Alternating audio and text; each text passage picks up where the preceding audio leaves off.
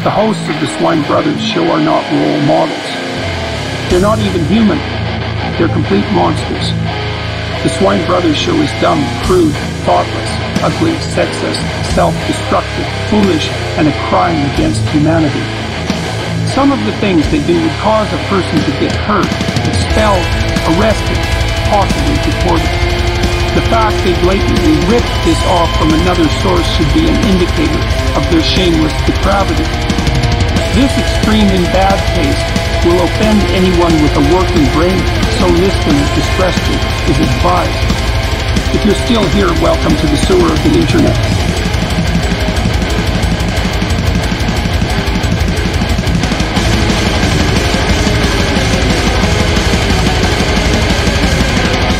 The easiest way to get an American to do something is to tell them not to do it. Hello everyone. Hello everyone, welcome to the Swine Brothers Show, episode 206.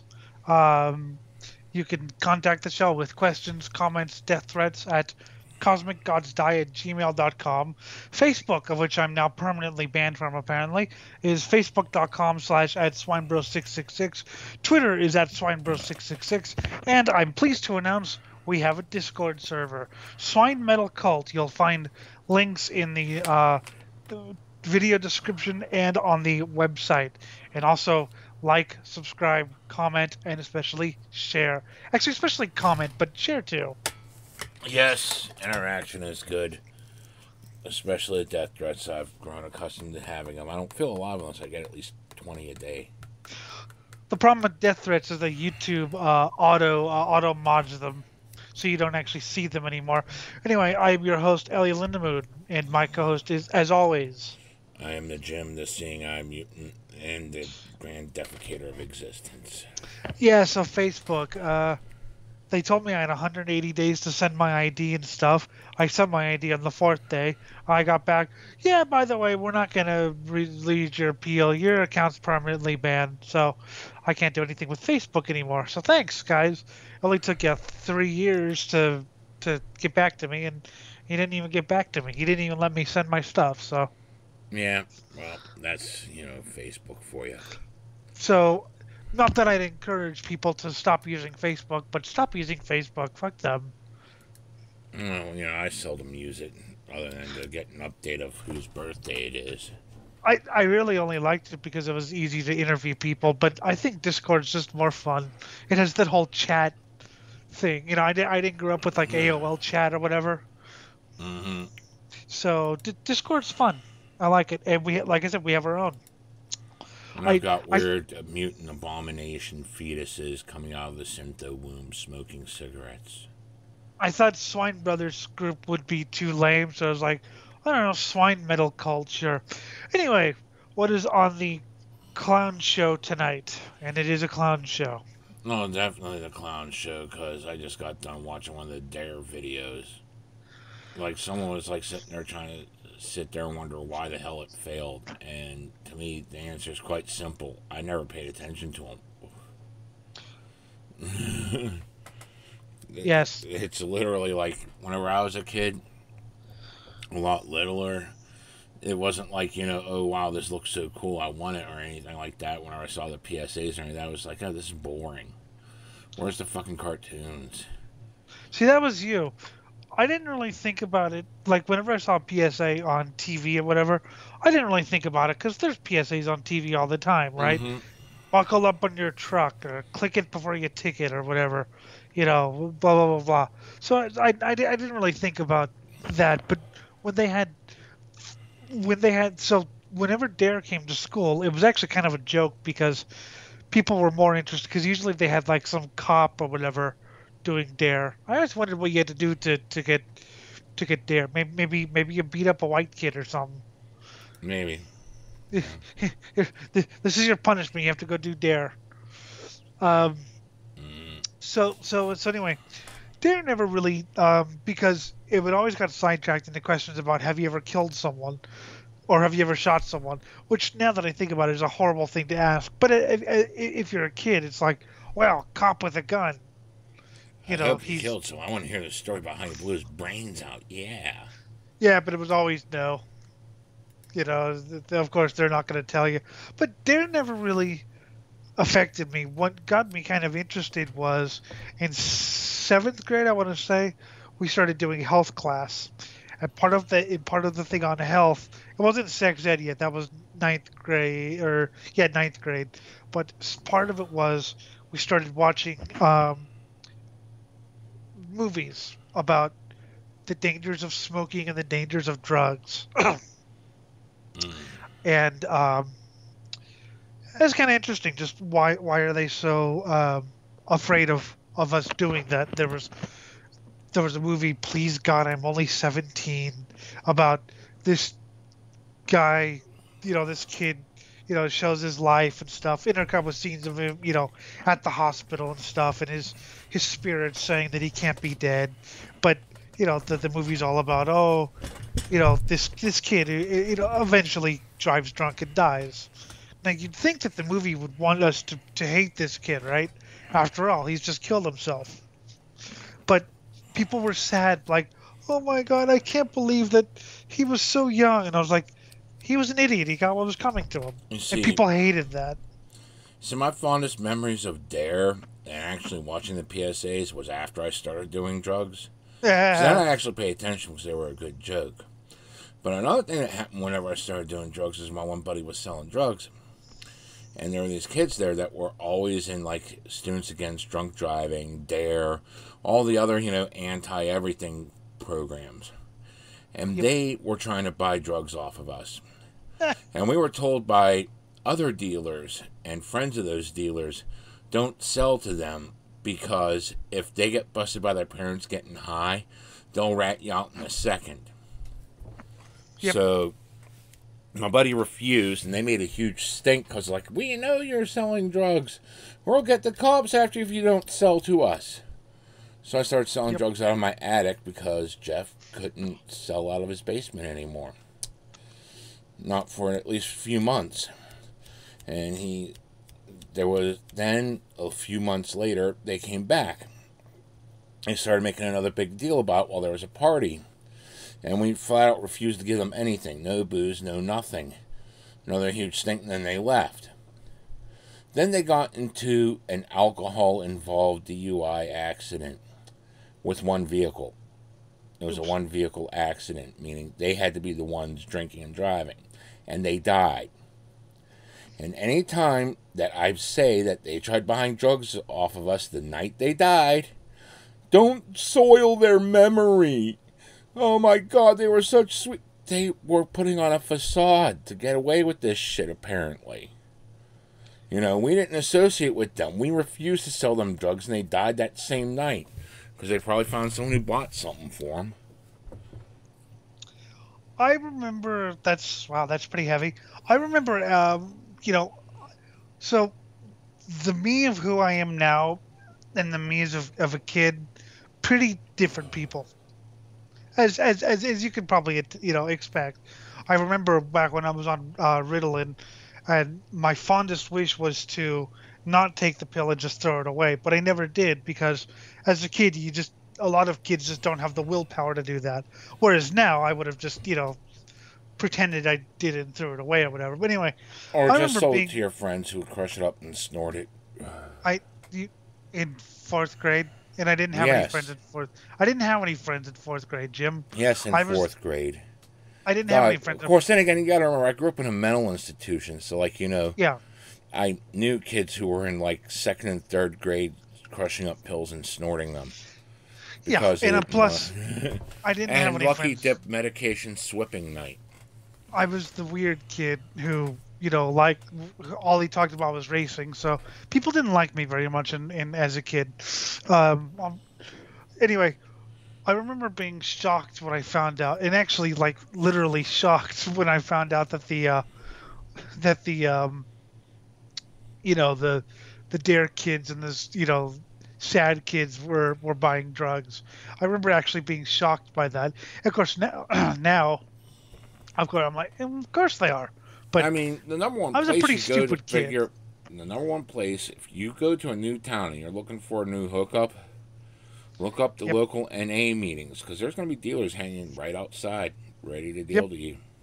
Oh yeah, and And I know there's that quite a now. few that go in there and just sit there, say their sob story, and then come right out after they made a few friends saying, by the way, I got this for $25. You want it? Well, what did Dave Mustaine say? So part of it was he was in an AA meeting or whatever it was, a woman talked about how easy it was to procure pain meds over the internet, and so he started doing that, and he got addicted to that. So yeah, but he, eh, little kid Elliot was pretty damn sheltered and gullible. So I remember being, like I said, shocked. What the good? I mean, because it wasn't like my heroes had. I didn't like the good kids because I thought they were all too preachy. But so they were the enemy, right? Mm-hmm. So I didn't realize. Well, wait, but they're supposed to be the good like kids. What do you know? So yeah, that was an interesting. And, Like I and said, now now it I'm goes like, back to that, like, how can you not hate the guy that just decided to get drunk and then kill a family of four and then die himself in a DUI accident on that movie you were talking about, Because he was the stupid idiot that did it to himself. Instead of sitting there and blaming society and, his past trauma or whatever, you put the blame where it rested with the guy. He's the one that made the decisions. He was the asshole. He deserved it. he was a victim of his friends because his friends all did drugs and drank. It's like my friends did stuff that I would never do. I just said it's not for me. Mm-hmm. Like listening to rap music. I mean, for the longest time, I didn't do drugs, and I hung out with a bunch of druggies because guess what? After being bullied by all the popular kids, that's all who would hang out with me. Yep. I And mean, they ended up being a lot more cool, chill. They even dug my insanity. That was fun. oh, But I'm sure they and the made whole fun time of they're like, you. "Hey, you want to fucking hit this? Want to try this?" I'm like, "Nah, man. I'm fucking naturally psychotic, man. I'm high just off of my own fucking insanity." Did they make fun of you regardless? Because we On. had one guy. Well, they really didn't even make fun of me about that. It's like, "Oh, cool. We need a designated driver. I don't have a license. You're still gonna drive." Well, of course. Well, of course they did that. But we had one guy who didn't do it. We called him Straight Edge. We loved him, but yeah, we took the chance to make fun of him every chance we got, and I he mean, made fun of us. in college, the one dude that bought us all our beer was straight edge. Like, he didn't drink. He didn't toke. He smoked cigarettes, and that was it.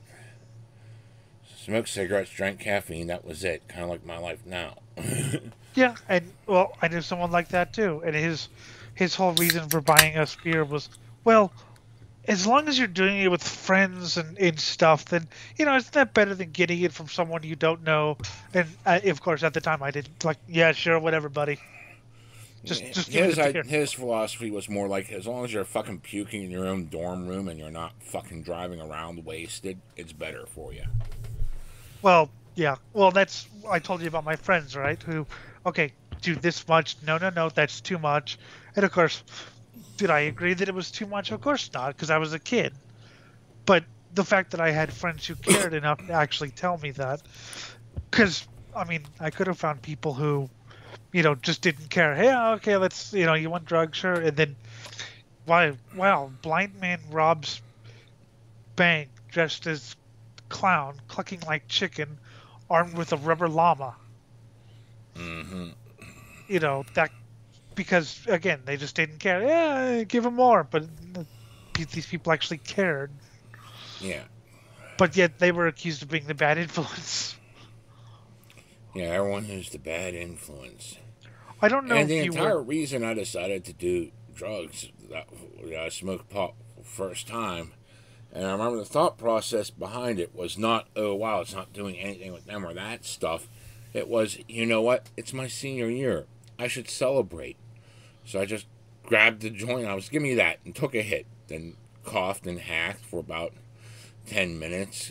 Half my lung came out, and then I took another hit after it came back to me.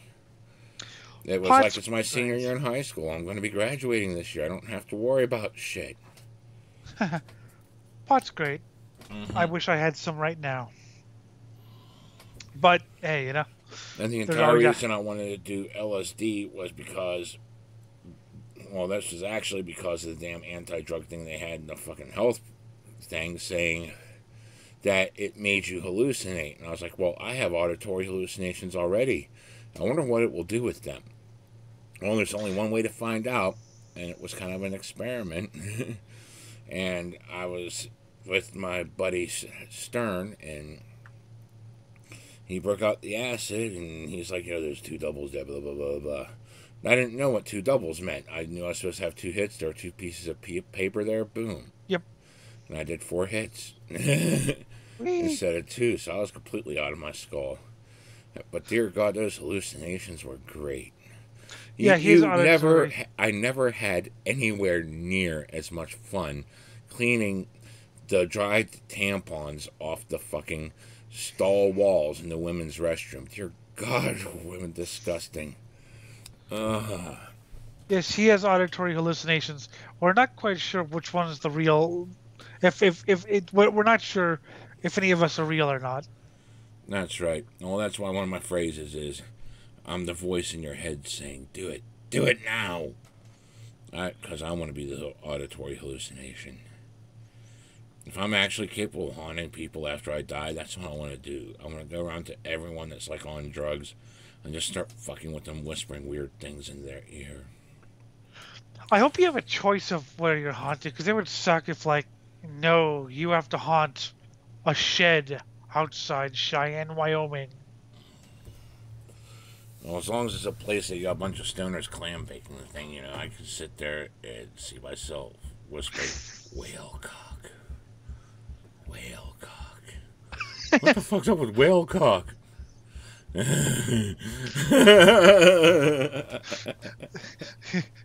shed gets famous. And get people saying all the weird conversations. And tell Timmy to eat deodorant. Your shed gets famous as like, yeah, you go there and you get so high you start hearing voices, man. The voices commanding you obey. Yes, I obey the voices. Oh God, he's burning down that Walmart. In his underwear. But he's wearing the underwear on his head, and like he's naked from the waist down. And he's making goat noises? Mm-hmm. While shitting himself. So yeah, that was for me. It was kind of like I didn't go for it, right away. But it was kind of like, okay, what don't they want us to, what are they so afraid of? Like, rather than, oh my God, the adults are saying it, it should be, maybe I should avoid it. It's like, oh, I wonder what they're so afraid of. I know. So, there were also, I missed the smoking one. I did not see the smoking video, although I did hear a lot about how bad smoking is. They had some sort of morality play where kids came over and you smoke. Do you know what's inside cigarettes? Formaldehyde. And so I did not see the anti-smoking video, but I heard it because it was I was walking past and I heard it. It was the guy. It wasn't a voice box. He just had no voice, and he was like, "Yes, I smoked for 50 years." I was like, "Okay, that's a little creepy, but." Consequences for actions. I remember when I was a teenager, smoking cigarettes, walking down the mall whenever you could smoke inside the mall. And they had the health, and they had all this other shit, for different school projects and stuff in the one-up. And my old health teacher from, like, middle school was there. And she was, like, holding up bisected lungs from smokers, and I'm just smoking a cigarette, like, man, that's probably what they look like. Mine might be a little bit worse by now. And like she was all shocked and shit at first, and then she just like shrugged it off. Oh well, he's like much older than when I knew him. Yeah. So yeah, that was. I mean, I was never that interested in smoking. Just my I mean, grandmother did it. My the only reason I started smoking was because there was one chick I thought that I was trying to date smoked, so I tried to impress her by learning how to smoke. yeah. I got mocked by her for not doing it right, so then I learned how to do it right. Then we dated, but she never put up. I impress. See, you try to impress girls by smoking. I tried to impress a girl by setting my friend on fire. Weirdly, she wasn't that impressed. No, Jeff set me on fire once. Like I was Yeah. just sitting on his back porch all stoned. And, I'm wearing all the torn jeans and shit because, that's what you just did back then. And you set the freight ends on fire, and I went up my leg, and I was like, I'm on fire. And I was so stoned, I forgot to stop, drop, and roll. So I'm running around his yard screaming I'm on fire in front of all his neighbors in broad daylight. Before I finally patted out and realized I could put out the fire instead of just run around on fire. So that had to be a scene that was watched by Nice. like randos, just looking out the window like, what the fuck? Should I call an amp? No, it looks like he's got it. Okay, everything's okay. Just leave them alone. I had some beautiful day. Let's see. Let's see a dog pissing on a fire hydrant. Oh look, there's a kid riding a bike. Oh look, there's a stoner on fire. What? Oh, wait, what? Huh? Oh. Oh wait, no, he's got it under control now. Okay, don't need to call anyone. I don't want cops in my area. But yeah. So that's. I mean, and and just later natural curiosity. I mean, I always wondered what, like, I've seen drunk people on TV or whatever in real life, and of course, I always kind of wondered what that felt like. Like, I was always a pretty sober kid, except for when I was, high on sugar, obviously. Mm-hmm. But I always wondered what that felt like to have your, to have your world altered, I guess. Because, like I said, I was always a really sober, like, I remembered everything that happened kid. So I just wondered what that felt like to have such a change. And, of course, it felt pretty good. Sometimes. Other times it felt, So they were showing anxiety. The one dude found the one old ad I remember where like the kids were sitting, and it was supposed to like be one of those things that scared kids who were go getters and overachievers and wanted to be something in life, because the whole thing was like, yeah, I was smoking pot since I was like 12, man, like nothing's happened, and that was the whole thing. It was supposed to scare you that nothing happened. Oh yeah, there's a famous ad where two brothers are talking, and I think they're getting stoned. And, yeah, they said that pot was gonna ruin their life, but it hasn't had it. No man, it's fine. And then their mother comes in asking if they look for a job today. Sorry, mom. Sorry, Mom, I didn't get a job today. Oh, shit, if you're able to sit there, get high while Mom pays all your bills. That happened with John from the Cro-Mags until his mother had enough and basically forced him to join the Marines. Oh, that's good. He didn't actually serve in combat because it was, the early 80s, I think. But he deserted. He deserted. Oh God, those are some nice. Oh yeah. So so what happened? I mean, he did his thing, and he was more interested in fucking up and than actually doing it. So yeah, I guess he had smuggled some pot in from Jamaica, and I think they found it. So they were going to court-martial him, and so he deserted, and they didn't find him for about 20 years. Meanwhile he's making music and records and stuff. There's conjecture on who ratted him out, but someone did. So he did an interview from a book in a naval prison. Mm. But then he was just dishonorably discharged or whatever. But yeah, You're finally serving that 2-year stint that's been 20 years delayed. Yeah, right. So I remember that. I remember, if you smoke marijuana, you won't amount to anything. And so whenever I saw like stoner metal, bands, some of them weren't real stoners, and others, of course, were. Wait, but how could you smoke marijuana if they say that you don't amount to anything? How can you make music? And then, of course, I tried it. Well, I saw sober people making music, and this chick tried screaming like she was pissed off at something and stomping around trying to break things. And I was like, oh, yeah, you're trying, but you're failing to evoke even the emotion you're attempting to emulate. And you're failing to even emulate that much. You're not pissed off at anything. You're trying to just show rage. It was that band Raven Black that I showed you? Man, Good God, that was awful. No, that was something else. Someone was doing a backyard show.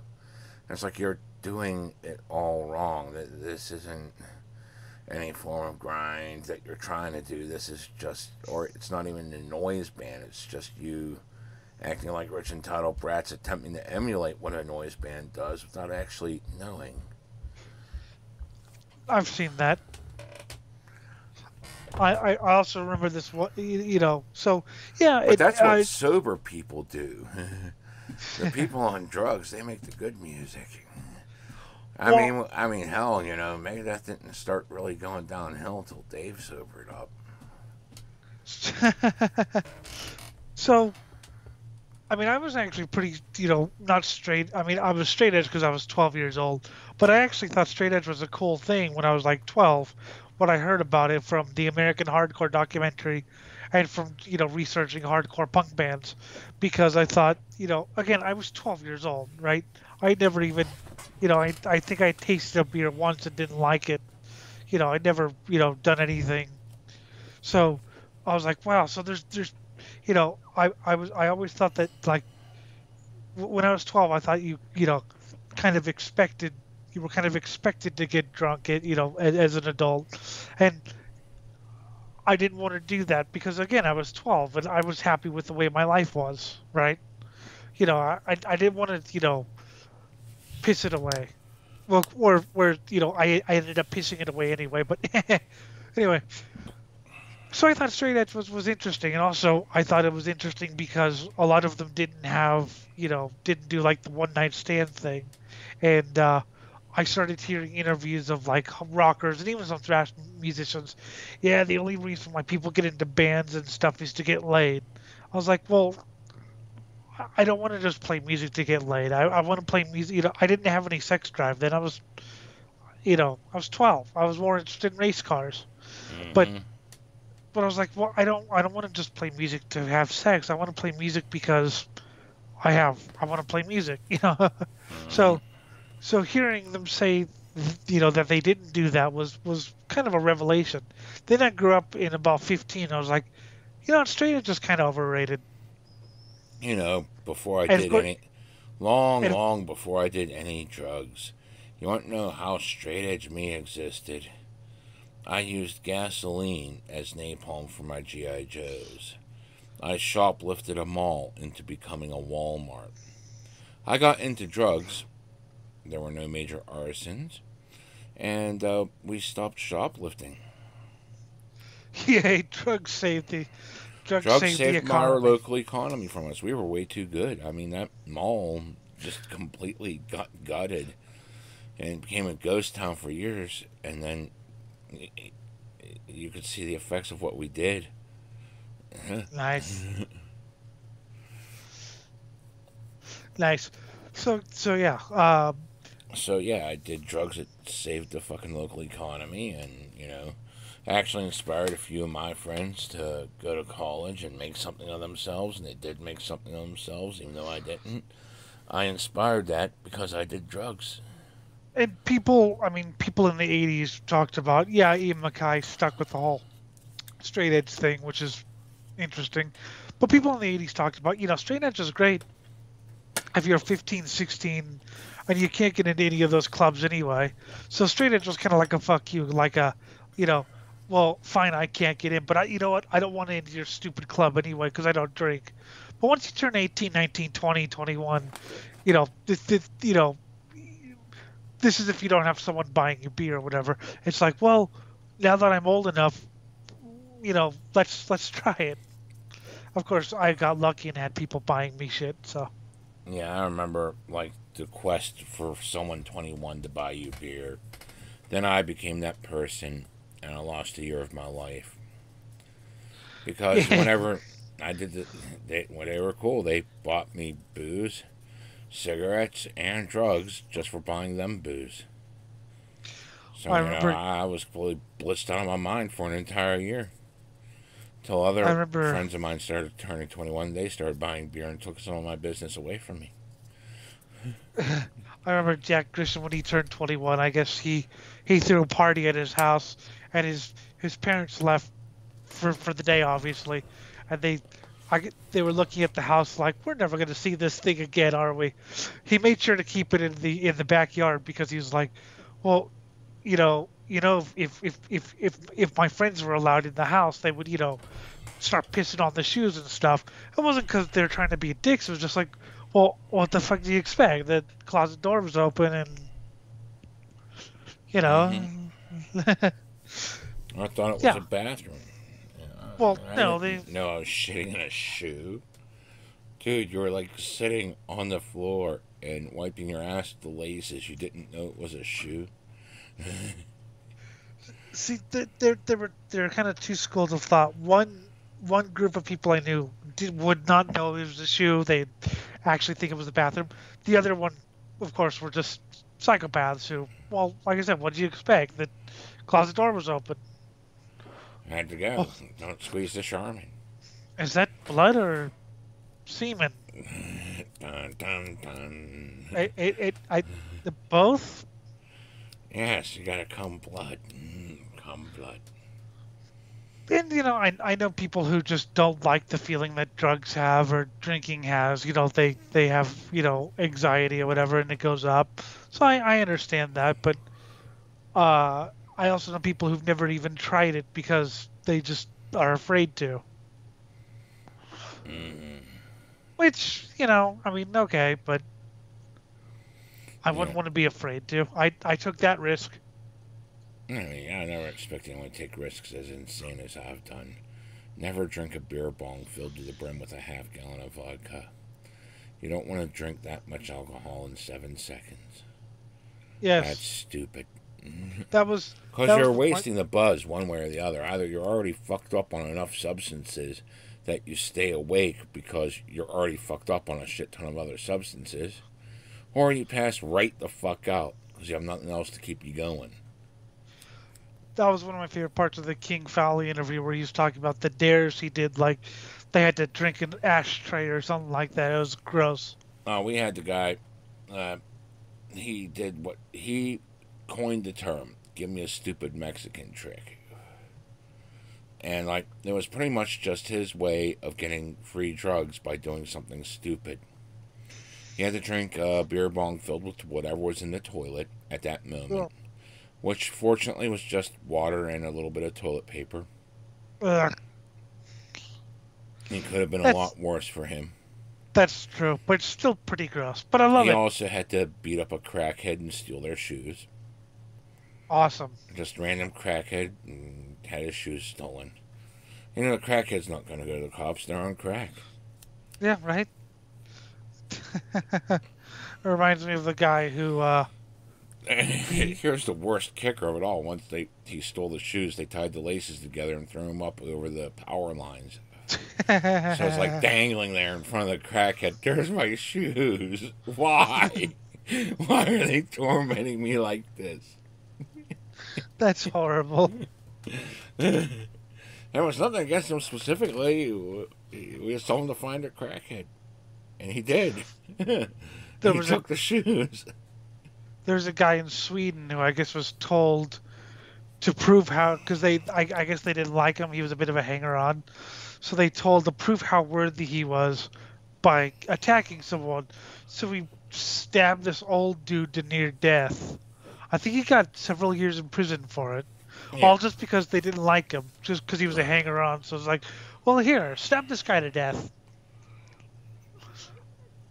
They do things hardcore in black metal. Yeah, they did. stab this guy. You're all right.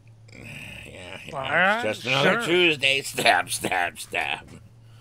My Oh, stabbing arm's getting tired. although how pathetic do you have to be to kill someone just to be accepted? Yeah, that's pathetic. Pretty funny though. Funny as hell, yeah, but still, it's pathetic. You're willing to just go to any extreme to have a group that doesn't want you to be part of it accept you as part of it. Form your own group. God damn. I mean, I liked his band. He has a little underground band with an unpronounceable name, and I like it. But yeah, from what I understand, he was really a hanger-on and just annoyed everyone. The annoyance. So yeah, they told him, okay, well, you want to prove yourself? Well, go kill someone for us. Just shut up and kill for me. Just shut up and kill for me. Which, I mean, I would probably go, you know what? I think I can make my own friends. Yeah, you should. At that point, that's just what you should be doing.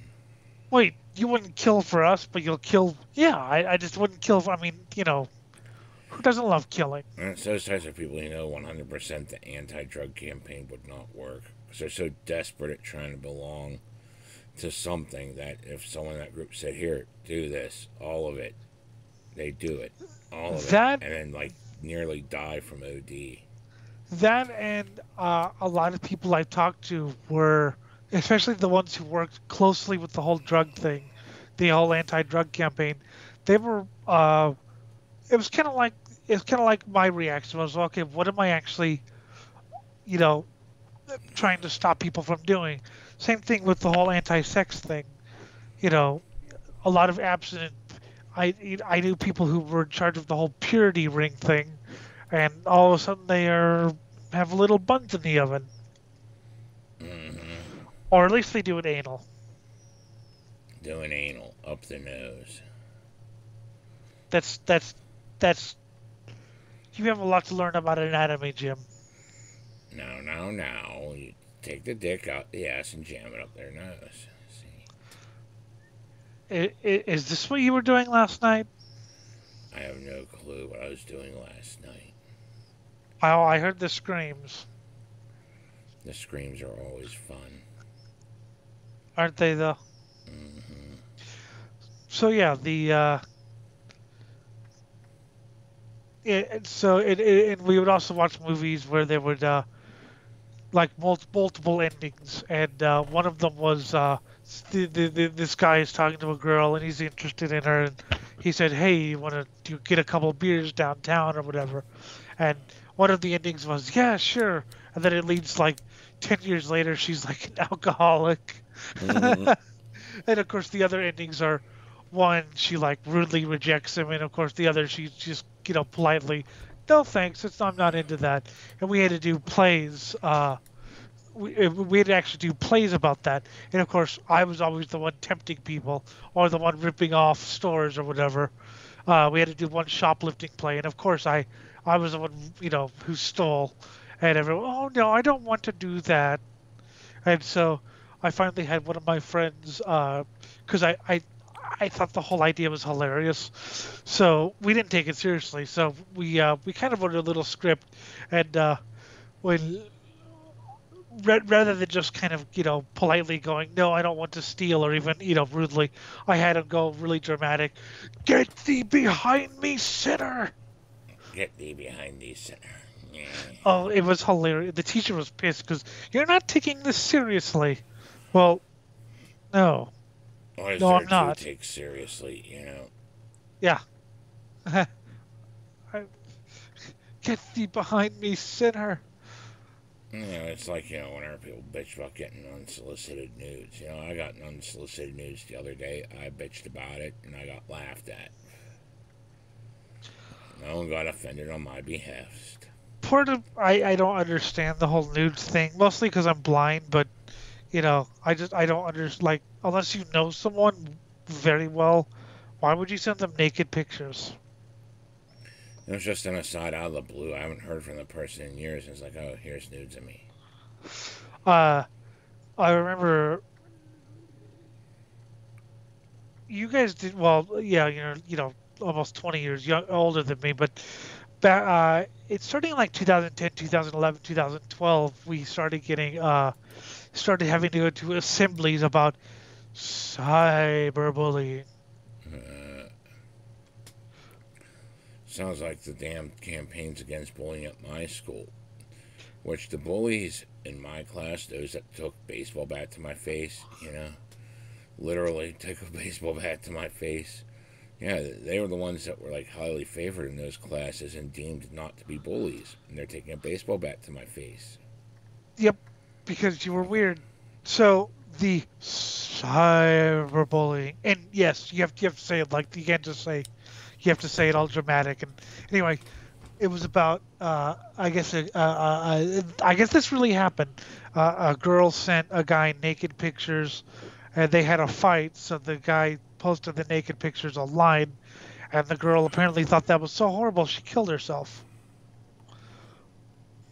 Now, Huh? I think that's a little dramatic because everything fades, but still, they seem to take it pretty seriously. Certain someone's published my cock online, or whatever.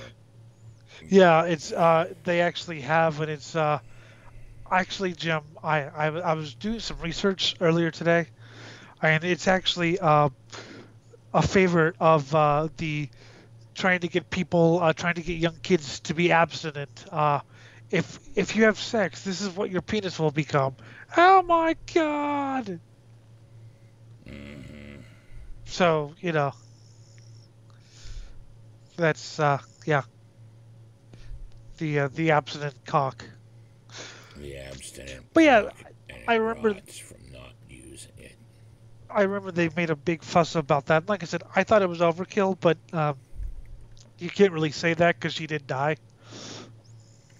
Yeah, well, yeah, it's definite overkill. She died. Well, yeah, I mean, things fade. I mean, or just like don't talk to your friends anymore, make new ones. Oh, well, I But was going to make fun of me for what? Showing up my hot body online. Yeah, oh okay. God, People make money doing that. well, yeah, but this is before people made money doing that. Well, at least legally. This is this is when it was brand new, like 2010, 2011, 2012, and social media was you know everyone had it, all the teens. Despite the fact that they've had it since like 2006 or whatever, people still treated it like it was a new thing, and you know how you should be nice to people online. Meanwhile, I called my friends names all the time online. And in I was, reality, yes, I was even told by someone who, you should be careful of what you post because someone posted something about 420 being stupid, which I mean I kind of agree with now, but I was an edgy teen back then, so I posted something about I smoke weed every day, and I 420 smoke off. weed every day, and fucking 420 is lame because why should I have a special day to smoke weed when I do it every day? Exactly. But so, you should be careful what to post because what if you're looking for a job and people find it? I was like, what? Who would hire me in the first place? Mm-hmm. I, Probably you know, some loser that wanted everything done all fucked up. Here, pay attention. Pitch the you, bad parts. What do the bad parts? What? How can I tell the bad parts? You just gotta look at it. sir, you went on a 5-day long bender and hired some blind misanthrope to manage your company. Oh shit! What happened? Well, he already fired pretty much everyone, and he replaced them with people from the local prison. Mm-hmm. Yeah, the guy in charge of the taxes is known as Hank the Murder Burglar, and Taxes. and the account guy is Greg the Con Artist. I'm just reminded of Lander Lebduff from Pathfinder Kingmaker now. Taxation is theft, so you may as well just employ the bandits as tax collectors. That's all bandit. I mean, bandits are just adventurers, aren't they? Yeah, they're just adventurous tax collectors. They're working hard to fill your your nation's coffers. Okay. Taxation is theft. That reminds me of watching the simple history video about the Congo and all the things that they did, cutting off the hands. And when King Leopold heard that, cut off everything except their hands. I need hands. Yes. I need hands. So cut off anything but the hands, because we need hands to pick the bananas. No, rubber. Rubber? Oh, yeah. Oh, that's even worse. Yeah. Rubber's even worse. There's also a great one about the Pol Pot and his, prisons. And they put electrodes inside your ear. Okay, what was that supposed to encourage? Well, so you think getting shocked from just the skin is good? Is painful. I know it's more painful, but it's also Confessions. Like, Confessions. Okay. You're supposed to tell that you're a CIA operative, despite the fact that people who had done to them had never even heard of the CIA before, because they were fucking villagers. Mm-hmm. They were Cambodian villagers. They didn't know, and yeah. Oh yes, the CIA, whoever they are. All this knowledge we take for granted because it's just flooding us. People that never had it, and they have no clue. No, but I mean, it's Pol Pot was so paranoid. He thought that every sort of production failure, which was more or less just because rapid industrialization and rapid cooperation wasn't going to work very well. Yep. But he thought that the failure wasn't because of his ideas. It must be because there were dissidents everywhere. Yes, dissidents, you fucking lazy capitalist scum. Yes. So they must all. So yes, just some torture. And this is why you should never aspire to be anything in a socialist society, because you'll just get free shit then. Well, yeah, they even stole individual cooking pots because you weren't supposed to cook individually. Everything was communal. That's great. Even other like Russia had to allow at least a little capitalism in, and people had their own jobs and stuff. Mm-hmm. But yes, you're not even allowed a cooking pot. Yeah, that's a great way to live. That's a great way. It's a great way to get loyalty too. Great way to start doing drugs too, because you gotta do something to get your mind off this. Well, North Korea has insane levels of meth, which makes sense. What are you supposed to do? You're starving to death. Mm-hmm. So yeah, North Korea is insane when it comes to that. Yeah. Which makes sense I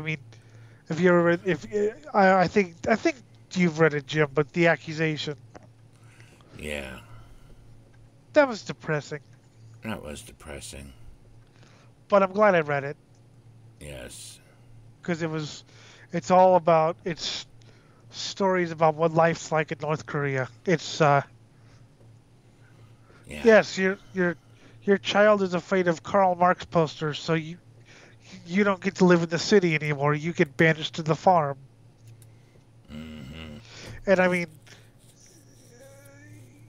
living in the city is actually the good part. I mean, yeah, you're under surveillance all the time. Not like you aren't in the farm, but at least with the city, you get a decent apartment.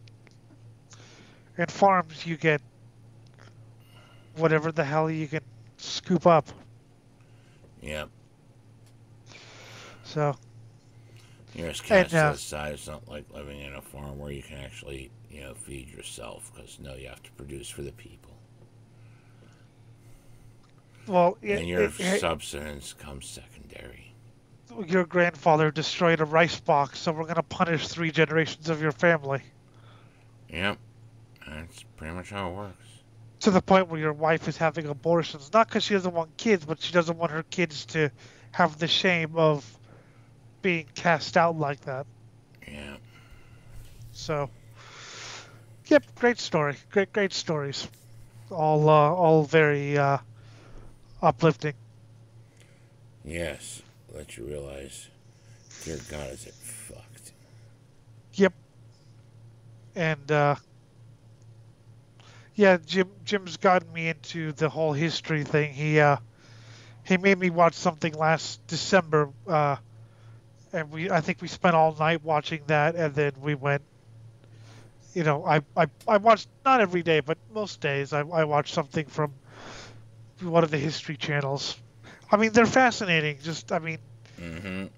They're not overly, they they explain things in ways that anyone could understand. Mm-hmm. But yeah, they go pretty in depth, and it's fascinating to Guto, watch. Guto. Yes, that was a good assassin. Just the way he went out was total class. I'm going to the Lordy. And you can just imagine everyone that showed up there for good execution, just like, dear God, when's he gonna shut up? Get to the hanging already! Hurry up! Yeah, right. The executioner just standing there going, "Oh my God, why don't I just press the button?" Well, if I press the button again early, I'm gonna get written up. But would anyone really care? No, he didn't shoot the president, you know. He didn't. No, he didn't kill the president. Mm-hmm. He That was shot the the president. doctors that killed him. The doctors killed because they were fucking around with unsterilized equipment, and they were using early metal detectors to find the bullet.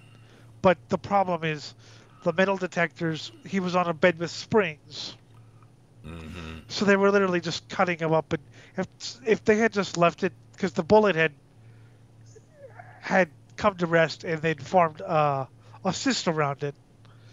If they had just left it in there, Garfield would have been fine. Yep. But no, they had to dig around for it, and that's what killed him. And yes, Gateau did use that as his defense. I didn't kill him. The doctors killed him. Yeah, you know what? You're gonna hang anyway. And I like that in his, even after he's been convicted, he's still looking for a well-dressed Christian woman. Yep. Gotta get out there and get your, soil them oats, He wants to get his rocks off one more time. Mm-hmm. He also attacked his sister with an axe. That's always fun. That is always fun. We used to just throw each other down the stair. What happened was we put them in each other in a garbage can, and then throw it down the stairs. As you always do. It tumbles up, head over heels, pretty much going down the stairs. Boom, boom, boom, boom, boom. And that's how siblings treat each other. And then of course in ninth grade, getting back to our original, we had the whole sex thing, and of course you were told that, yeah, condoms are good, but abstinence really is best. Yeah, I heard abstinence was best, and condoms are good. And I also had unlimited access to porn, and I was selling porn to my friends. Yes, but yeah, it was the drugs thing that really, because like I said, I was, I was always curious. I was curious about, like I said, why did they want to? I mean, heck, when I was a little kid, whenever we'd play Matchboxes or G.I. Joes, there was always some sort of spin of we'd have Cannonball Run, different war movies that were popular at the time, Transformers, whatever cartoons were on, and we also mixed in Cheech and Chong with all that. So it's we had the stoner crew that was highly competent, but only when they were wasted. And they sat there wasting their lives away until something needed to happen. I didn't get Cheech and Chong at first because I wasn't high. I find it funny laughing at the people doing stupid stuff, and then whenever I start getting high, it's I understand now. I know exactly why it happened this way. I remember because we were in 7th grade. You know how middle schoolers, they like to pretend they're older than they really are. Well, yeah. So they were making jokes about like getting stoned, and finally the teacher had enough. Do you guys think you're so original by making a joke? Cheech and Chong was like 30 years ago, and that was like, well, who the hell's this? I knew who Cheech was because he was in some Disney movies, which is I think hilarious. Mm-hmm. But It's like George Carlin as Mr. Conductor. he was, and he was in Cars as well, where he played a VW bus. How appropriate. Yes, this is Mr. Conductor talking. I know what I'm talking about. And I love the thing that they did where they mixed the George Carlin narrating Thomas the Tank Engine with his audiobooks. Mm-hmm. Fuck you, said Thomas. And he drove off. Take your fucking railroad and stick it up your ass, said James. But and that's it's still hilarious to me that was my introduction to George Carlin, and then later on I heard him and I was like, hey, I'm not alone. But anyway, so yeah, he was like, do you think let me tell you about this thing, the Cheech and Chong. They got high and all they did was cough and make stupid jokes all for all their movies. I was like, that sounds kind of interesting, but I didn't get it at first. Same thing with I didn't get Carlin's 70s stuff at first. First off, because it was the 70s and it was, saying swear words was kind of like radical back then, extremely radical. But also, some of his wordplay jokes I wasn't high for, and now whenever I'm high, I've sent you stuff that reads a lot like one of Carlin's short takes. One of my favorites was, which caught everyone off, was if cats look like lobsters, we wouldn't put up with them. Oh yeah. That was after getting scratched by my cat. And I was like, "You're damn lucky you're cute." Yep. Because if you look like a lobster, we would not even begin to put up with your attitude. You'd just be thrown into a bucket of boiling water and then consumed. Yes. But then again, if lobsters look like puppies, we wouldn't do that. Puppies. Unless you're like, in Vietnam. Well, or China or whatever. Or you get the cutest puppy because they have the most tenderest, most sweetest meat. And they have to be the friendliest and the one's all happy, and that's when you cut open and cook. Aw. That makes me sad. But only Dad gets to eat the puppy meat. Everyone else gets regular dog meat. You don't get puppy. You get mangy old mutt. Maybe if you get married, son, you'll get it. But if you're the wife, you never get it. That one of the benefits Unless you suck it off of Daddy's dick. Yeah. One of the benefits to getting married, you get puppy. Yeah, you get puppy. Puppy power.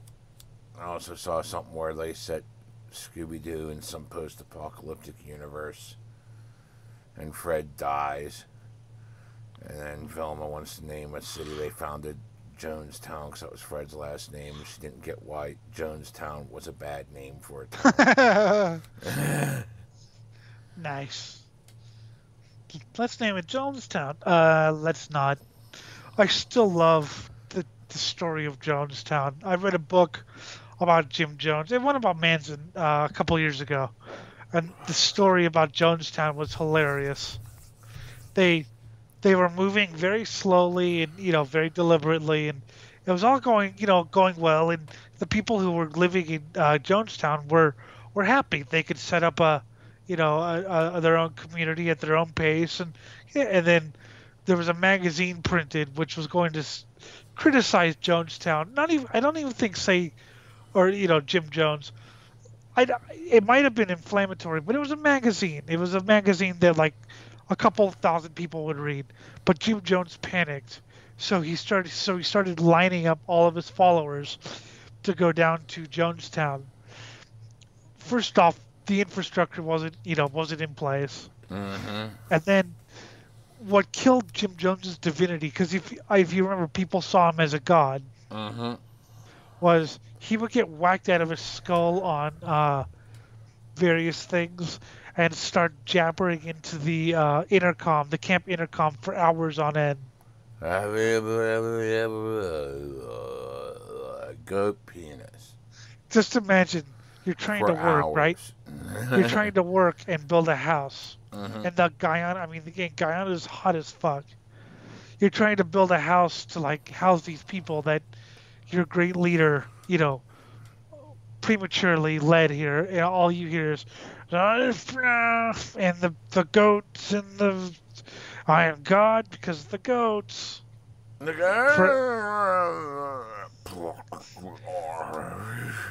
I hear one time somebody just came up and disconnected the speaker, and he didn't even realize. He just kept jabbering for 3 hours, and he passed out. That's great. See, there's like your anti-drug campaign. Show that. Show that. That is an anti-drug campaign there. Plop. Doesn't even know it's not going anymore. How long is it going to take? Wow, it hasn't been plugged in for 5 hours, and he's still going. Mm-hmm. Yeah, he's reading us the 10 Commandments but the 10 Commandments are literally just him saying the word toast over and over again. Yeah.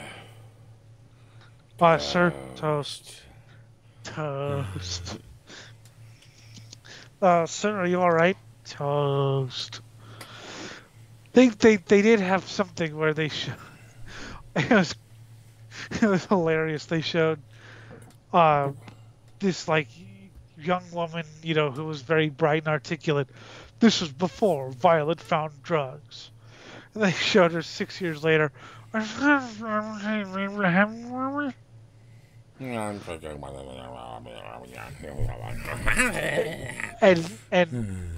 even though I was 12 or 13, I was still a smartass.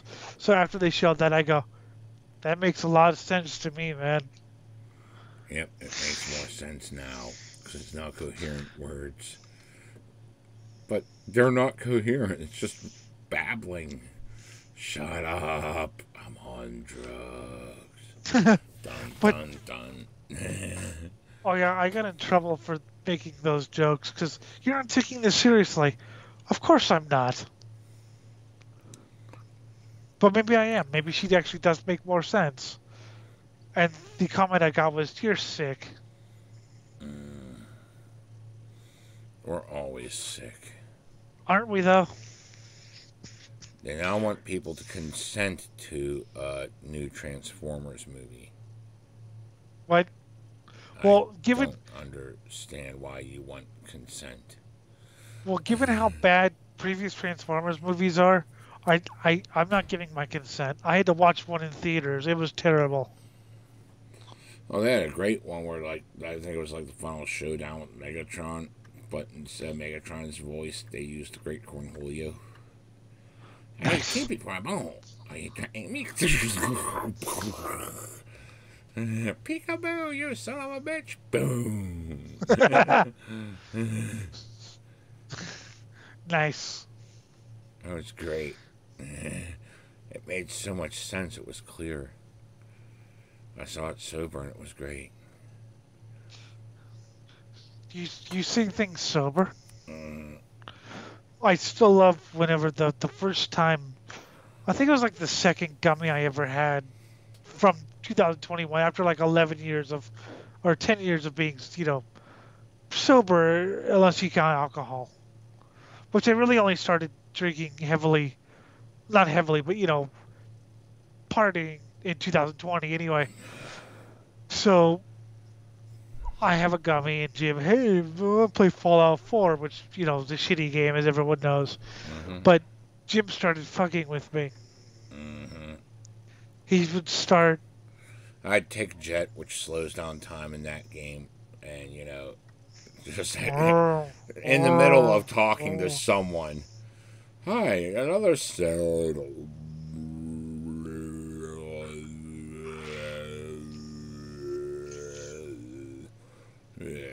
Do you know anything about this?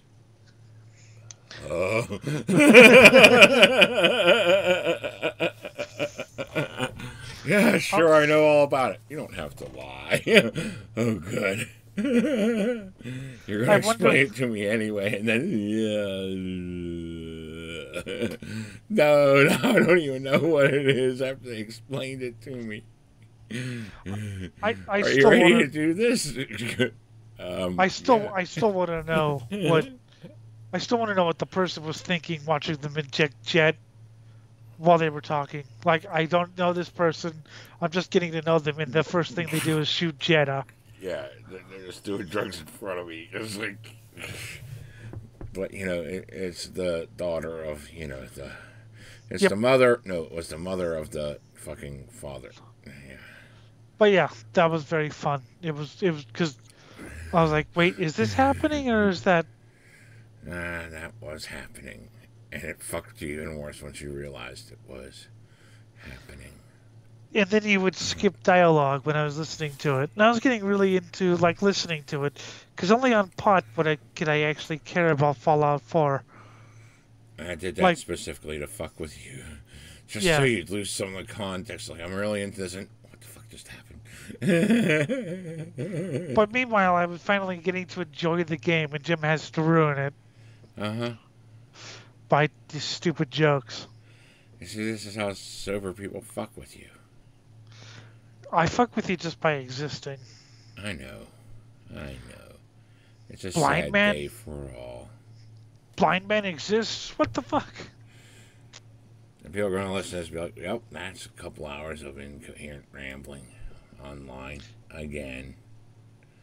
Oh, Good. yeah. So far, just an hour, but we'll see where it goes. Yeah, I think this will probably be a shorter one. Yeah. But, yeah, so, I mean, I don't know how to get, if you really want kids to not do drugs, actually, I have a great idea. Just get Jim into it. Here's what you'll be like in 20 years, kids. Bada bing bong wing wong day. Look at my missing teeth. Yeah. Wow, that Jim guy's hilarious. He must be on something. No, this is me sober. Oh my God, must do drugs to make my life better than that. Oh my God. Oops. I mean, I think that's the best poster child to say go out there and do drugs is like all the losers that are sober. Well, yeah, I know you see one all particular. the fucking rich people doing all the drugs, having the time of their lives, and doing this shit. Then you look at the losers who are sober all the time and straight edge, and they're like pathetic. And they're just sitting there rotting away, never having amounted to anything, afraid to like take a chance on anything and never try to do anything with their lives. And their greatest regret is being banned from a forum. Yep, their greatest regret is being banned from a forum. I mean, we wish that was our greatest regret. Yeah, but there's also a lot of things that were really awesome too. Just a lot of things also really sucked. But I mean, yeah, I wish. Wow, being banned from a forum is that horrible. Wow, I wish that was my life. I wish that was my life too. Don't we Actually, all? No, I don't, because then it would be boring. You can't have any highs without any lows. Yeah, true. I mean, the lows always suck, but then you hit the next high. It's like, all right, I did something cool for once. I went out and saw D.A.R.E again. Had my ass kicked. It was great. You did, didn't you? Yeah, I did. And then someone decided to watch my D.A.R.E t-shirt, and I was sad. So I'll have to go out and see D.A.R.E again. And fight my way through the stage crush one more time at least. Just to get soaked in blood. Is that when you realized that drugs.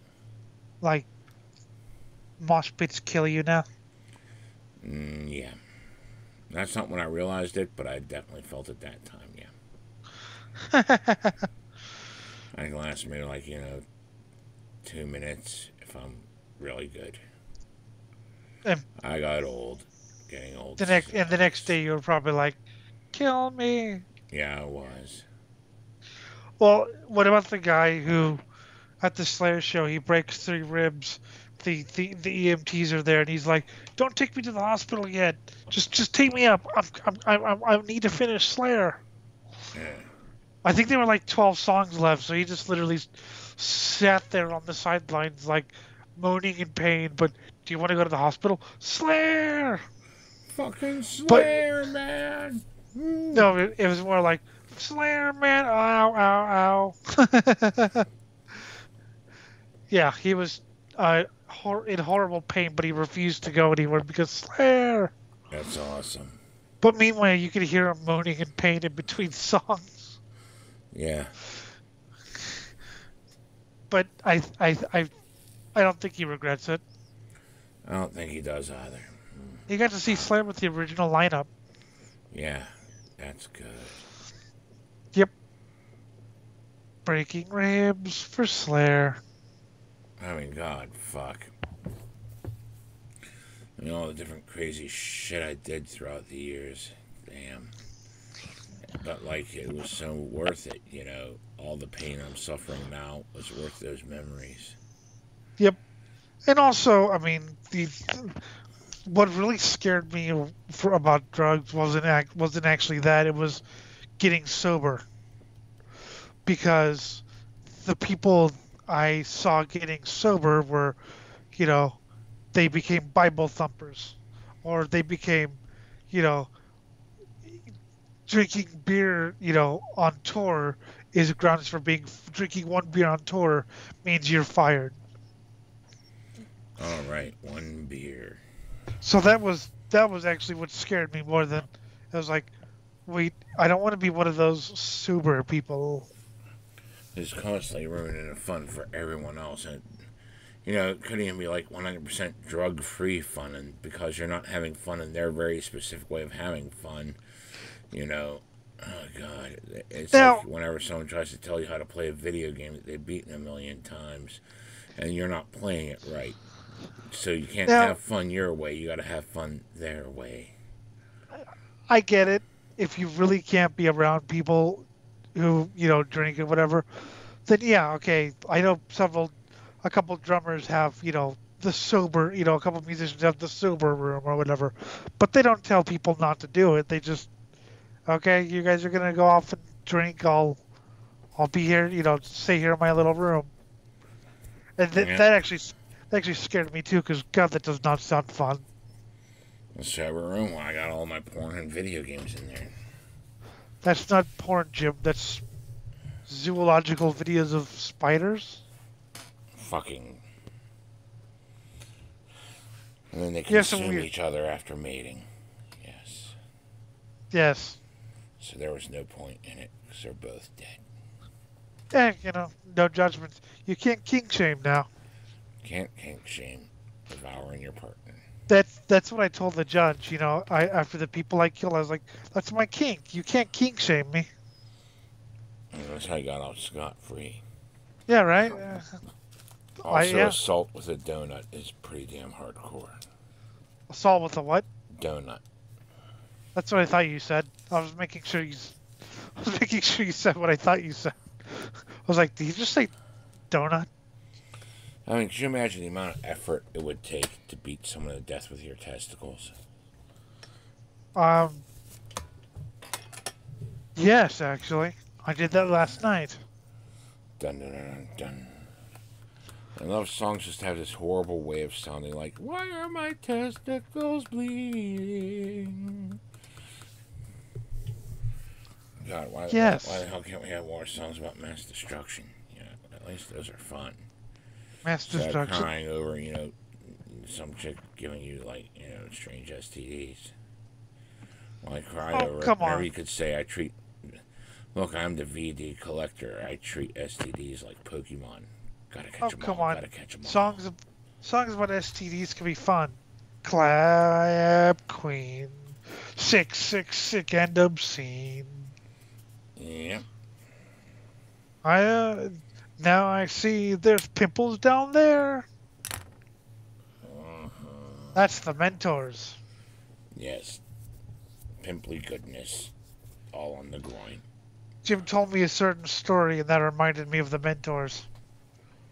I don't know which story you're talking about. Well, last time I said it, you got grossed out by it, so. Okay. Yes. Oh, jeez. I think I saw Elvis in my refrigerator.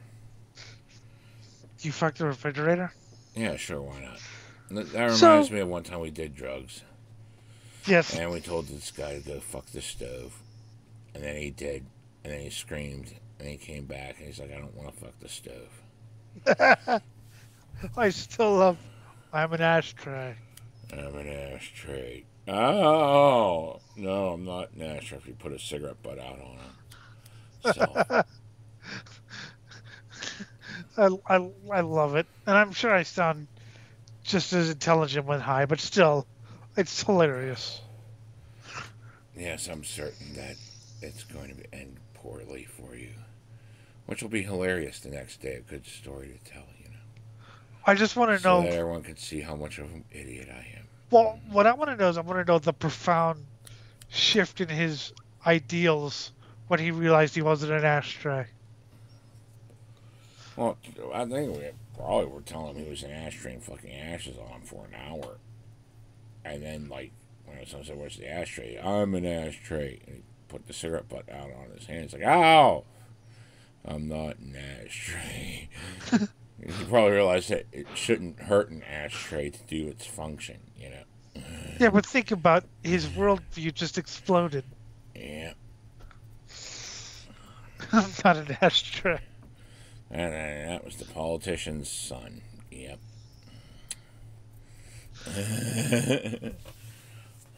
Yes. That's how you treat politicians, kid. They're your ashtray. Never get addicted to politics. That's worse than drugs. Just do drugs instead. Treat politicians like your ashtray. Mm-hmm. That's good advice, actually. I know, right?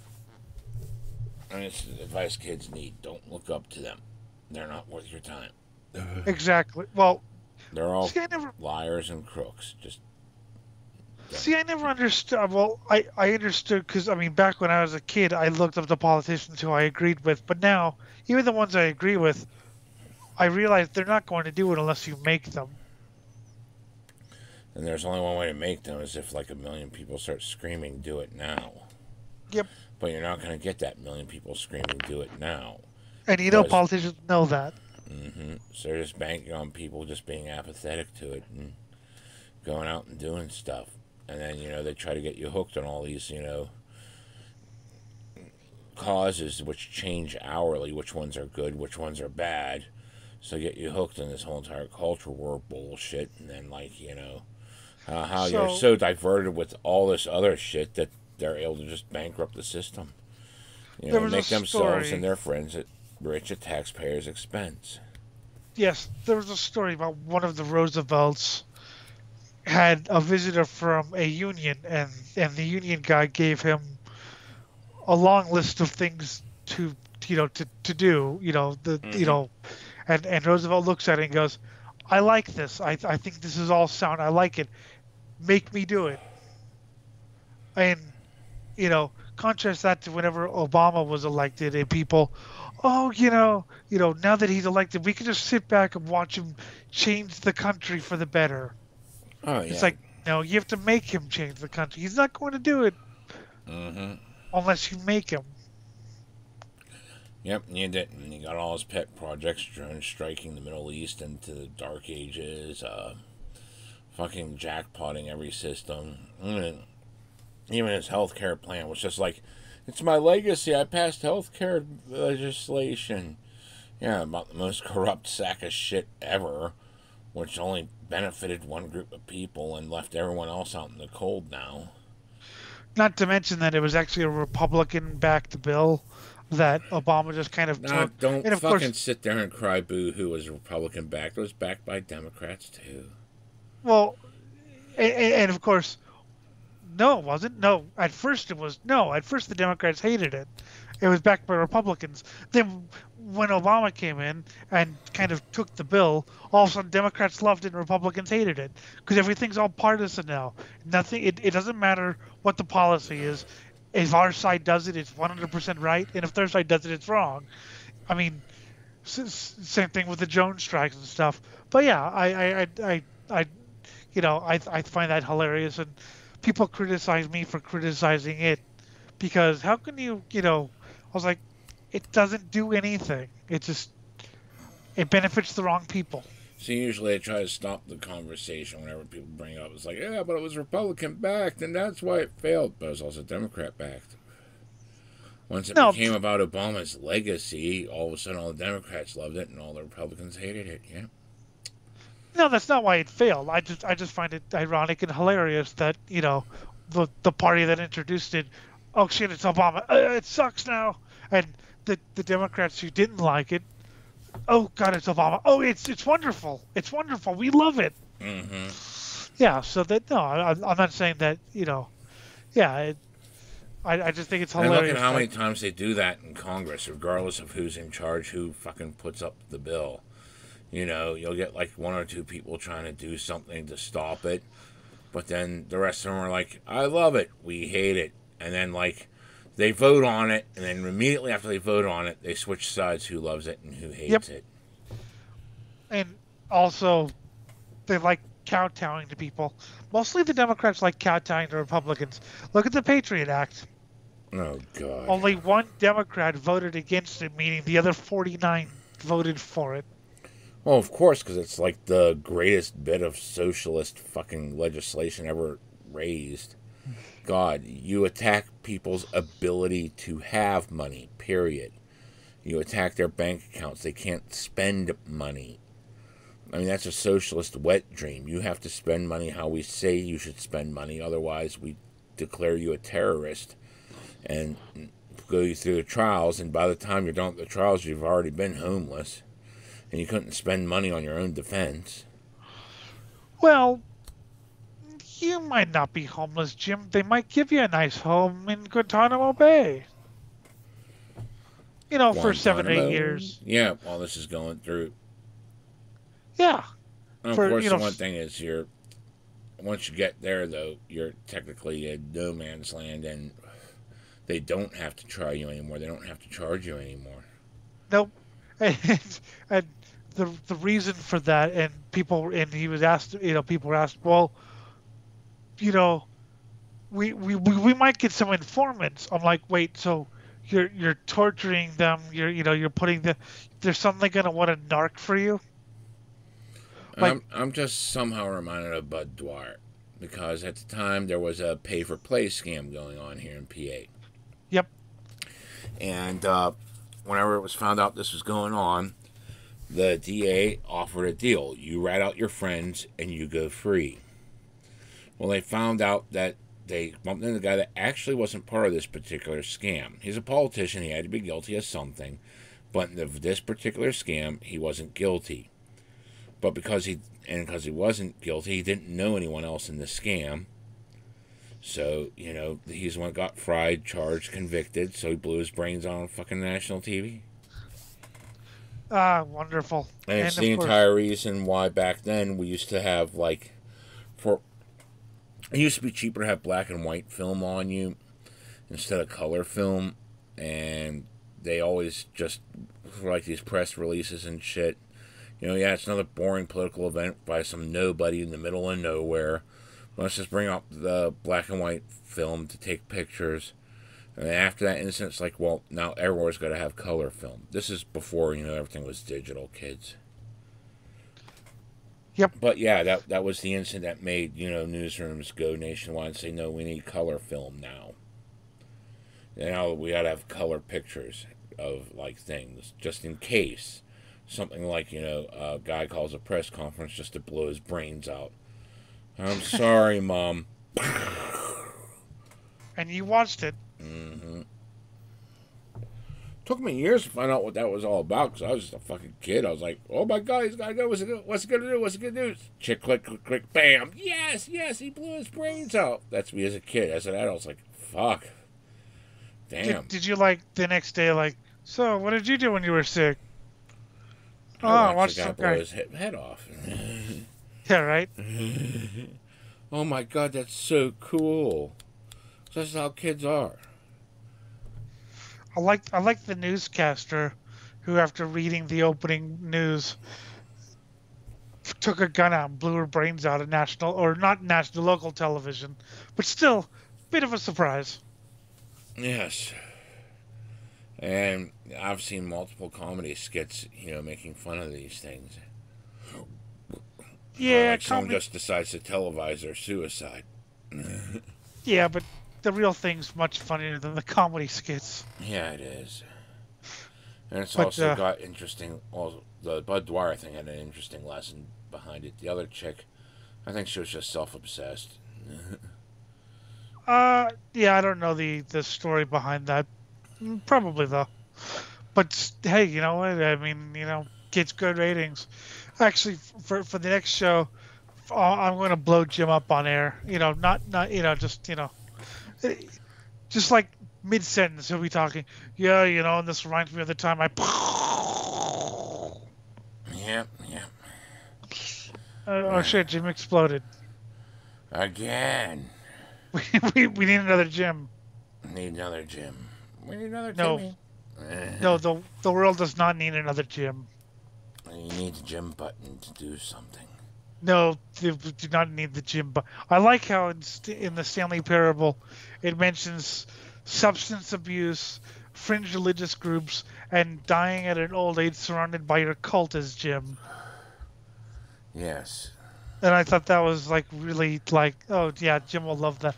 And I remember I didn't tell you about like I think I made a joke about the Jim button and you didn't get that. Then when we watched the Stanley Parable Ultra Deluxe and the Jim button, I heard the laughter. You're like, what the hell? That was great. It's like, good. Thank you for giving me an ego. That's what I needed right now. Yeah. You need an ego. I think you need less of an ego, personally. You want to know a good poster child to get people to do drugs? My dad. He didn't do drugs. He hated people who did drugs because my mom did smoke pot, and that was bad. And, he liked to fucking beat me because the teacher called home and woke him up out of his sleep. And even though she was calling home to say that they wanted to put me in the gifted program, no, he had to cheat, hung up, then whipped my ass like nothing else, and I didn't know why for years. Jesus fuck. Yeah, that story's still like, wow. That's what sober people do.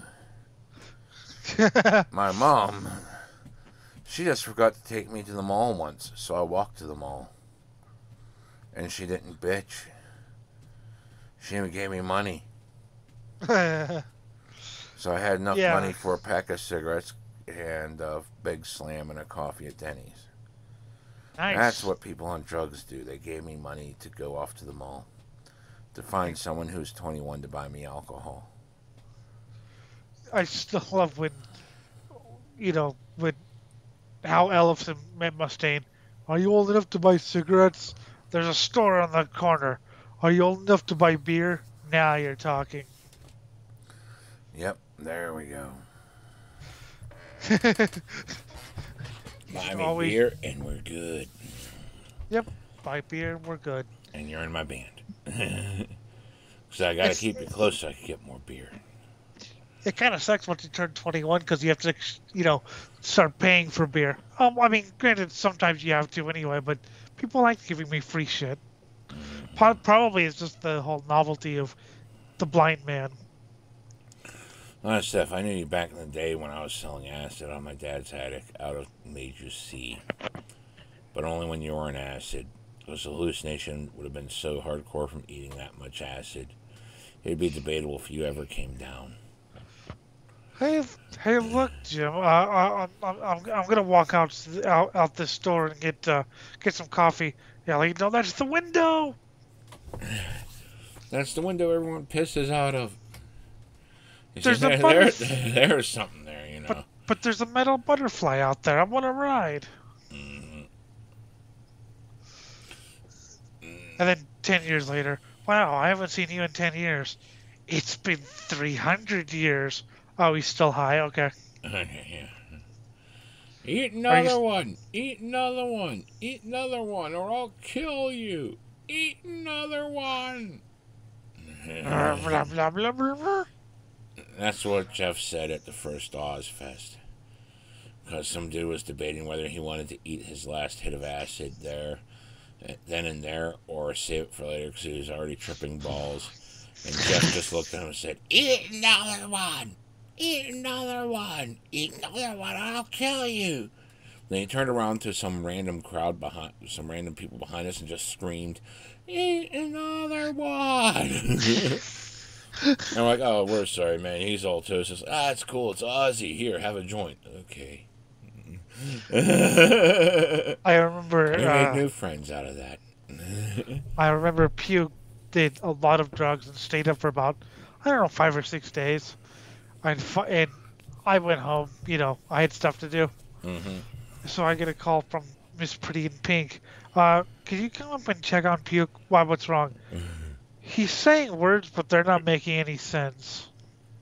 Okay, so Tuesday. Yeah, right now. Yeah, that's what I said. Yes, But that's she was very actually. fascinating. Could you tell me more? I don't think. I don't think I agree though, because. Yeah. And it's like, and then he says the one coherent thing, "Don't you mock me." Don't you mock me. It's the only coherent thing he said. That'd be great, It's like, oh, okay, so yeah, were you fucked? You have one lucid moment and then just go right back. And the lucid moment was understanding that you were being mocked. Yeah. I think she just put him to bed, though. Yeah. Aw. It's time to crawl into bed and just pass out in the pool of your own vomit. And then wake up and realize that you're in a pool of your own vomit. And wondering how the hell you got here. I like the guy. Well, it's like, when I got married and moved in, kid and all that, and I went to work one day, and I was working first shift, and when I got off work, I went up to the bar, and I just ordered myself a drink just so I could have something to calm me down, and Stuttering Dave was there, and he was with me throughout the hardest of my hardcore party years, and he thought I could throw him back like I used to, so he kept feeding me free booze, and I wasn't turning it down, and then I blacked out. Then I woke up in my father's bed, which I had not slept in since for about 2 years at that point. And I saw my then wife sitting there with her arms folded, tapping her foot. I'm like, oh fuck, what the hell happened? And then I found out later that I puked on my manager, but I still had a job. Because I was so smashed that it took like 6 people to carry me across the street to the office so they could find a way to get me home. But they didn't know where I lived, so they took me to the last known address, which was my father's, and then put me in my bed like they had done a million times before, except I hadn't been there for 2 years. Now, okay, when you saw her sitting there, what was the first thing you said? Hi. How you doing? I tried really like, hi, yeah, I guess I fucked up. Why am I here? You tell me. No. Okay. I'm surprised she just didn't beat the fuck out of you. No, it was just a case of me not coming home, then her finding out where I was. Because my dad called her. I still remember the guy who puked on his bed, and then rather than cleaning it up, he just took the sheets off, threw them on the ground, and then he wakes up and his roommate's just standing there going, Are you gonna wash the sheets, or are you just gonna wait till it eats a hole through the floor? That's pretty much his response. I also like the remember, guy. okay, it was like my first weekend at college, and my first major frat party, and now During the day, I was just amazed that they had this fucking all-you-can-eat, you know. It was like a food court, but it was an all-you-can-eat food court. Yeah. And they had the Chinese booth. So I ate a shit ton of General Tso's and fucking ramen and, all, you know, egg noodles and all that shit. So all this Chinese is in my stomach. And then later that day, I go to my first major college frat party. And I get hammered. I don't even know how I made it back to my dorm room. But I remember waking up in the middle of the night, feeling the urge to puke. So then as I turned out of my bed, the motion got me sicker. So I puked, half on my bed, half on the floor. Then I hit the floor after rolling off, and I puked again the moment I hit the floor because the pressure forced it out. Then the motion of me trying to push myself back up made me puke again as I was, you know, pushing up to try to stand up again. Then I felt better, like 100% better, but I was still hammered, so I just rolled back in bed with puke all over the floor and on my bed and passed out. Nice. And it was, and when I woke up, it was like all the fucking Chinese I'd eaten was everywhere. So it was like the most disgusting thing to clean up, and I had to clean up before my roommate got back. I think it'd be funny. I think it'd be funny if it turned out he did actually get back before. How you doing, roommate? He just looks at you like you're the most disgusting human being I've ever met in my life. And then leaves. And by the way, you're cleaning that up. Yeah. What? But I was too out of it to remember, so like he knows he told me that. But the moment I woke up, I was like, oh shit.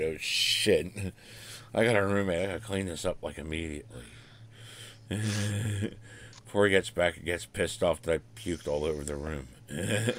There was one time where this guy, he might have been drunk, but he was on tour and he was in, you know, camping out in like the living room or you know, some room.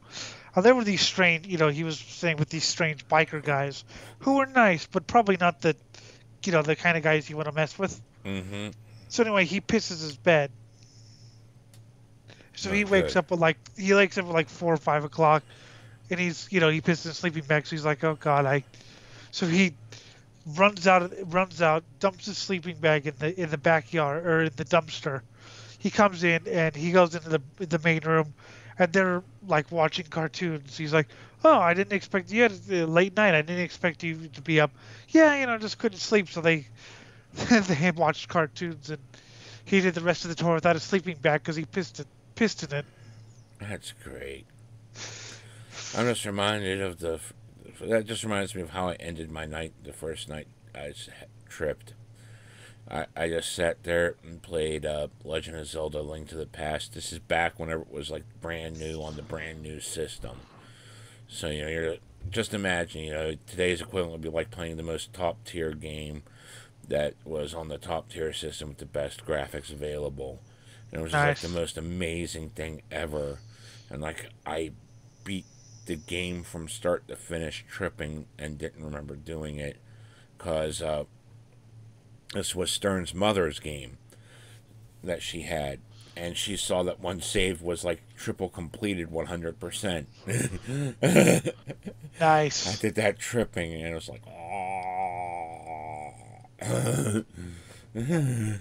I remember Brocky told his story about he went to this girl's house and he wanted to, you know, get laid, and she wasn't really into it, but he was too stubborn to just leave, and she was too polite to just say, get out. So they watched a movie together, some romantic movie on TV, until she finally went to bed and he got the hint. He's like, why didn't I just leave? Fuck. Why didn't I leave? Yeah. Like, it's not happening. It's not happening. Everyone's too trash. Go away. Everyone's too nice.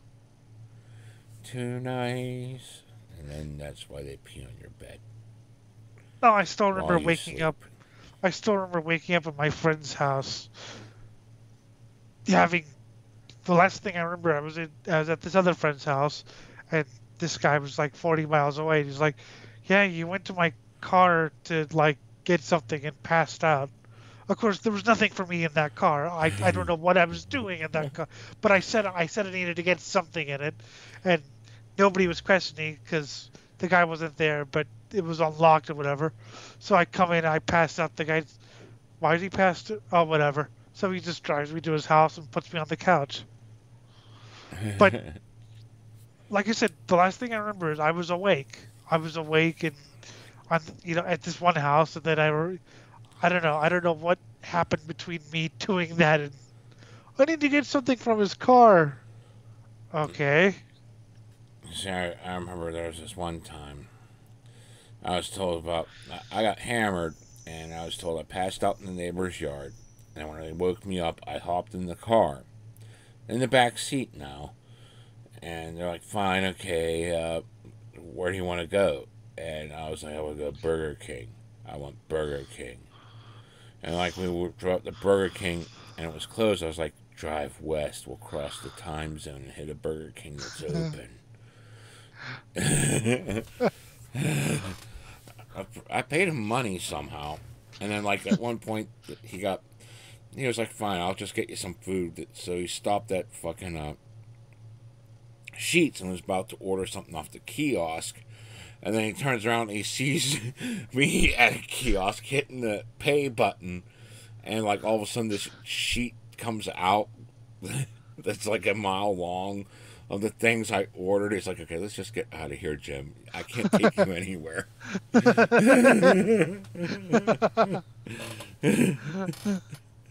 You fuck. So I screwed so the insane quest of traveling west to hit an open Burger King still round up no food once we gave up on that and went to Sheets.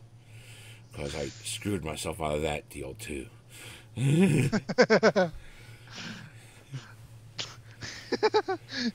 Oops. I still remember one of my favorite ones. So, my friends and I are going to see our friend's band. We'd never seen this guy's band play before. And he was a good guitarist, so we were okay, cool. He's going to play for some opening for some bigger bands. And, it was a fun night in store, right?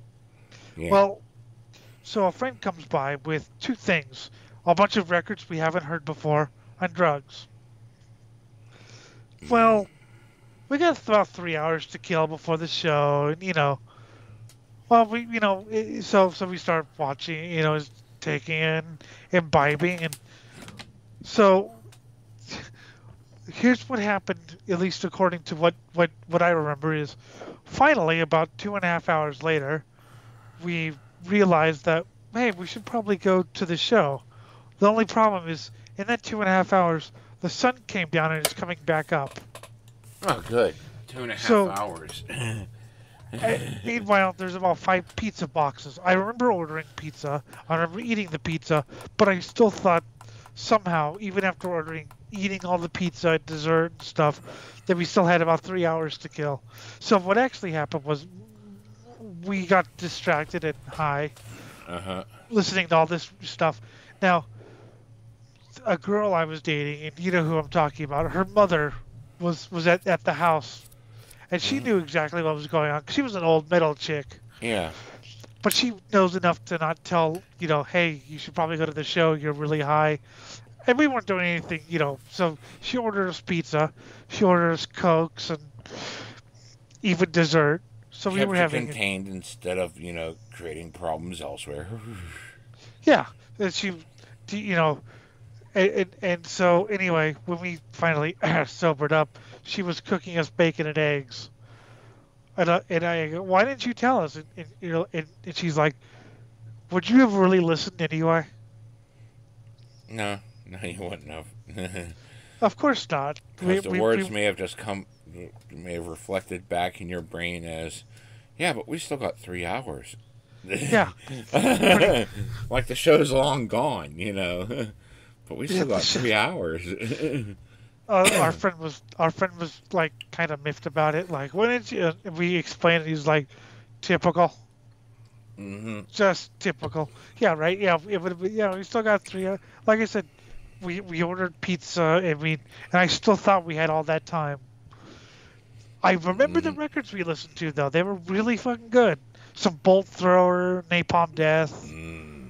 Yeah. So I mean, it wasn't like we were having probably too much fun. Yeah. And then I think we watched some late night infomercials on the TV, and yet I still thought, despite the fact that they were showing like infomercials, I still thought it was the middle of the day and we had 3 hours left. Oh God. I could see that though. And dear God, infomercials when you're completely trashed. Oh my God, it's like, oh my God, you're telling me to keep calling this number. I already don't want it. I told you to go away. Order the date. No. No, Jim. No, Jim. Huh. Swords. Oh yeah, that's something I want, man. That'd be really cool.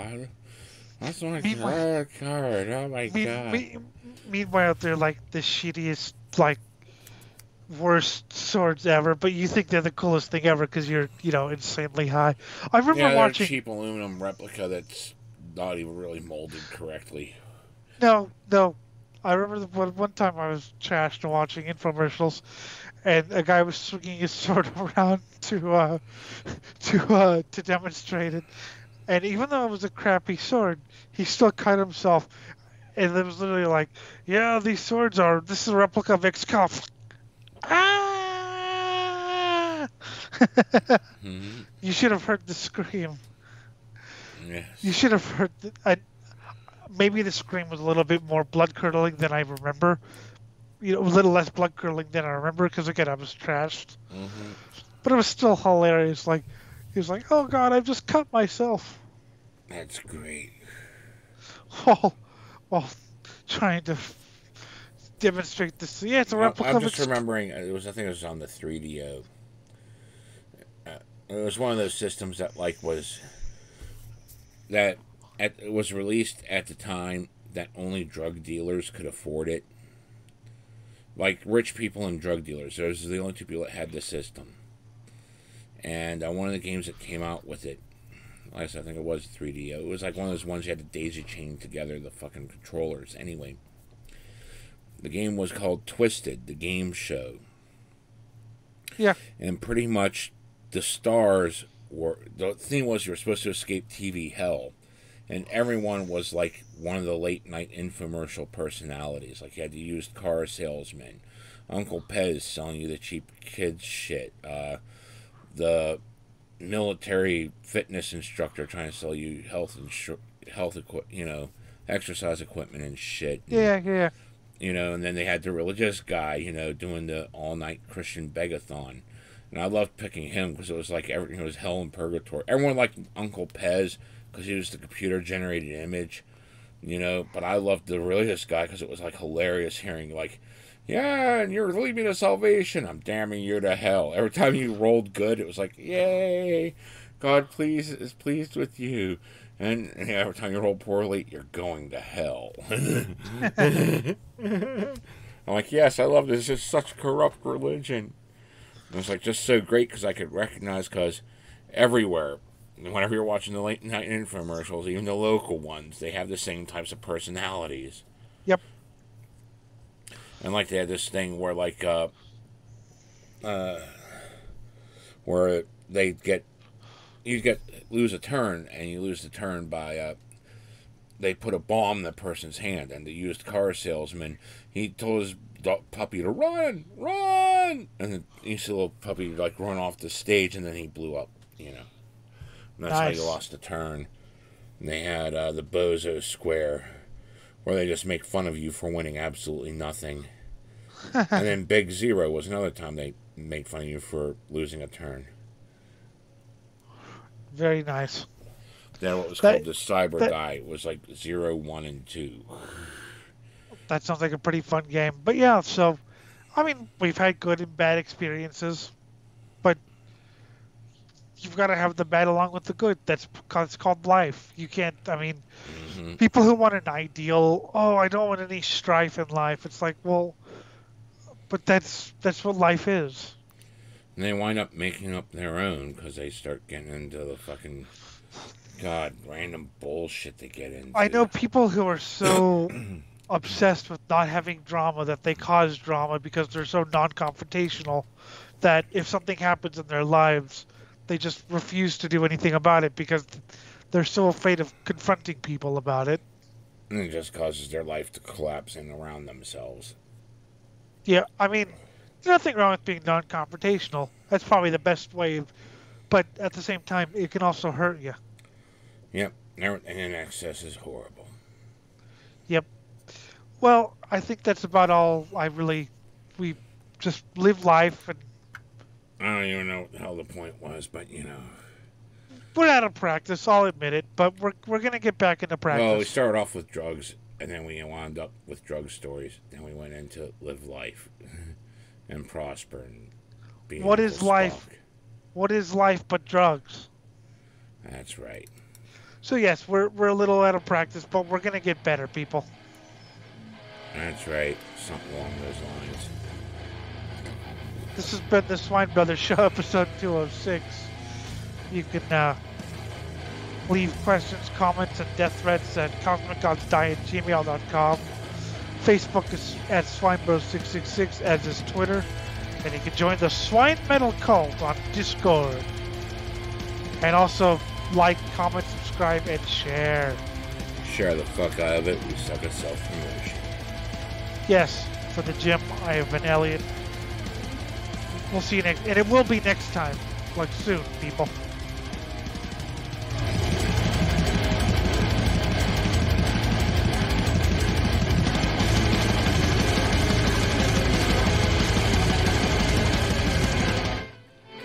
I'll pause. What the fuck is this chick on about her tank? Menace to an alien.